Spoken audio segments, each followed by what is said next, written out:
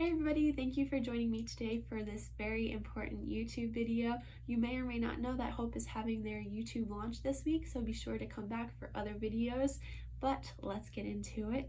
So the first technique I'm going to share with you is the 5-4-3-2-1 technique. I personally really like this one. It's pretty common, and I think it's common because it works, but we'll begin by choosing 5 things that we can see, 4 things that we can feel, 3 things that we can hear, 2 things that we can smell, and 1 thing that we can taste. And we're just going to list these to ourselves. So for example, I might think, oh, I can see my pillow, I can see my Reese's peanut butter cups in my bag, I can see the flowers behind me, I can see my sneakers, I can see my flashcards, and then move on to the 4 things, once again, that we can feel, 3 that we can hear, 2 that we can smell, and 1 that we can taste.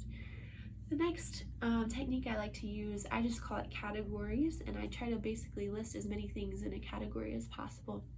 So for example, I might say, I might challenge myself to list as many states as I can, and then I'll start Alabama, Arizona, Massachusetts, Pennsylvania, Texas, Georgia, Florida, and just keep listing them until I feel a little bit calmer or recentered.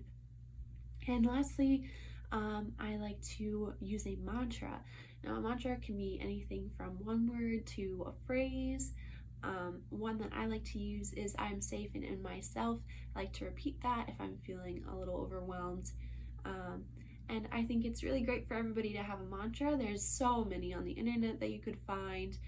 If there's one that's kind of already in the back of your mind or is meaningful to you, or it's something that your parents or your friends or somebody special to you said, definitely give it a shot, and you can just repeat that to yourself as long as it takes for you to feel calm and centered.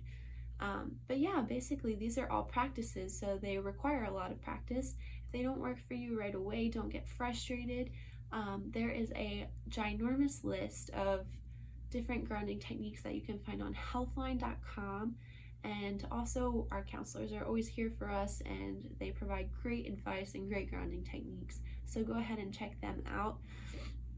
Also, I find it important to just keep checking in with yourself, see how you're feeling throughout the day. You don't need to wait for a moment where you're feeling completely overwhelmed to use any of these techniques, so keep that in mind. But I hope to see you all in the next video. Take care of yourselves, take care of your friends, and we'll see you next time.